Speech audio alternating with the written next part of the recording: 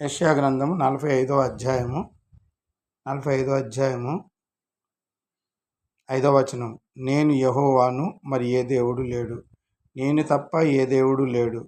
తూర్పు దిక్కు నుండి పరమ దిక్కు వరకు నేను తప్ప ఏ దేవుడు లేడని జనులు తెలుసుకున్నట్లు నీవు నన్ను ఎరిగి ఉన్నప్పటికీ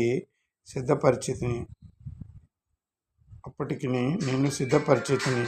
యెహోవా నేను తప్ప మరి యొక్క దేవుడు లేడు.